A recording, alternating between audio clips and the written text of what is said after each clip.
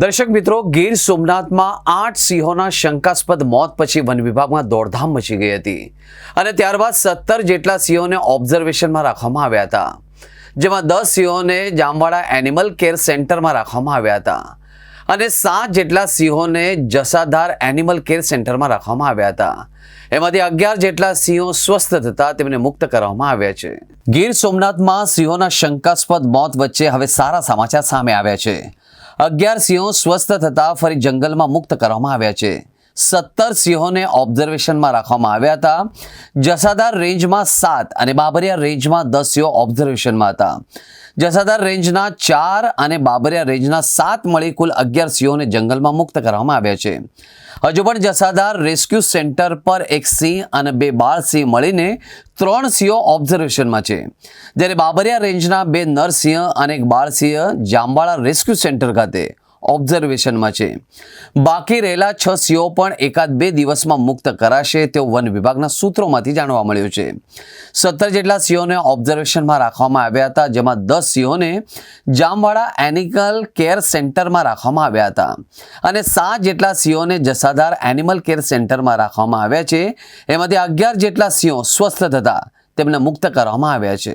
ભારત અને ગુજરાતના ગૌરવ સમાન સિંહો ગીર અને આસપાસના વિસ્તારમાં આવેલા છે.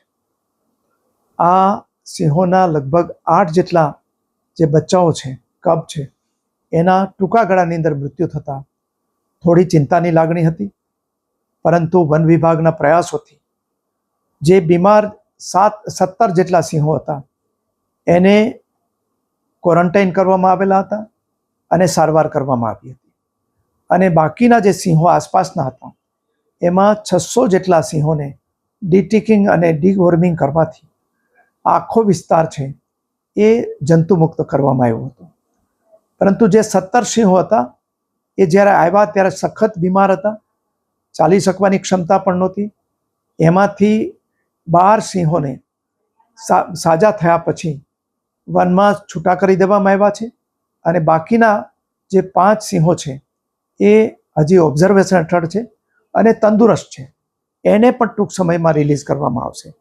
એટલે છેલ્લા દિવસોની અંદર જે બીમારીથી મૃત્યુ કહી શકાય એ પ્રકારના મૃત્યુ બન્યા નથી.